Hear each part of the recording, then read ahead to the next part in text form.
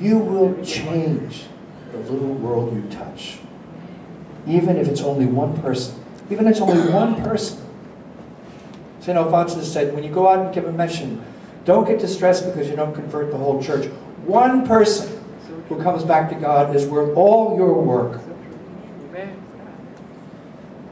Father Terence Klein, he writes for America Magazine, and he points out something that nothing stops us from being saintly or being saints so much as when we allow ourselves to be confined to our egos.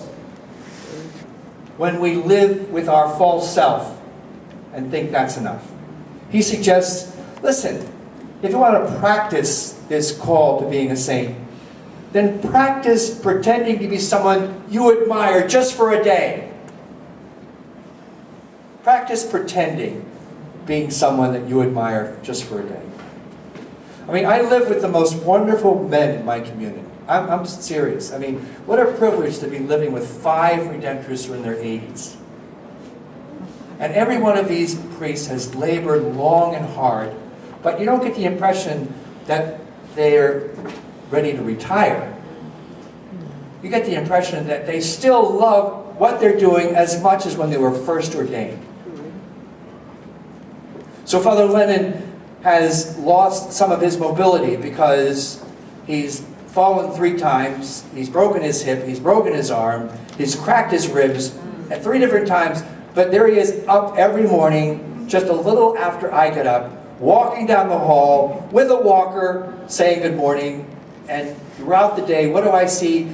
This 85, 6-year-old man reaching out with those gnarled hands like vines and quietly laying them on people's heads who come day and night to be healed.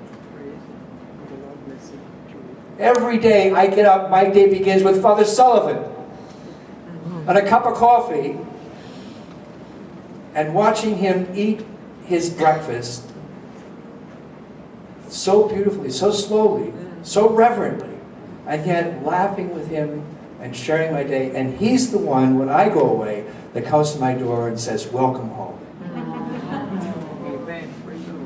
And he's the one that goes, when's the retreat starting today? And he's the one that when I go to him and say, will you come and hear confessions with me? Or help me with the novena, he's always there.